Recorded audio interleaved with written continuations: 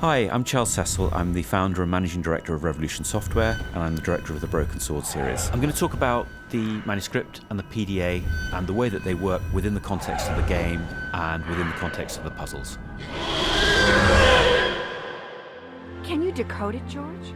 Not fully. I need a library or a database. In Broken Sword 1, we had the idea of a manuscript and the way that it conveyed the background history. And I think it worked very well. And it was something that I wanted to repeat in Broken Sword, The Angel of Death, because the background history is so important in terms of the story and in the terms of the way that it's resonated to the current day and how it's affected a modern day conspiracy. What we have in the game is a really beautifully drawn manuscript, but it's completely interactive. And within that manuscript is hidden clues. The first clue, the most obvious one, is the writing at the top of the page, which reads, "Below the fortress of the one true patriarch awaits the angel, for he who is worthy and follows the path of righteousness." And it becomes very clear that actually the angel is the treasure that Anna Maria is after. It doesn't look much like treasure to me. At its most basic level, if they can find out which the fortress is and who the true patriarch is, then they're halfway there. So in the manuscript, we've actually hidden that within the pictures. So on the left-hand side, we have two characters. One is a holy man, another is a king.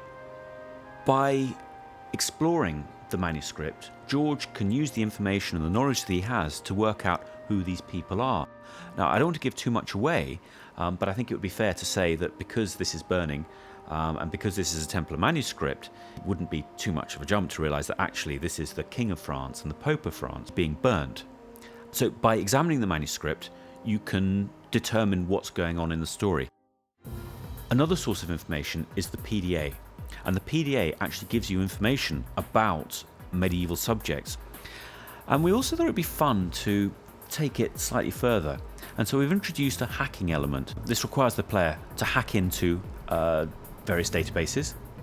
We felt that because in real life you wouldn't be able to do this straight away, it gave us the wonderful opportunity to use the PDA to hack through the form of a hacking game. But having hacked in and having downloaded the information can cross-reference with the manuscript, and by looking at both sets of information, you can work out who the true patriarch is, and you're on your way. So that, I think, is going to make it much more interesting, and it's also going to educate the player about the background history, which I think is sort of cool. I'm really pleased with the way it works. The link with Baphomet proves that there's some kind of Templar connection here.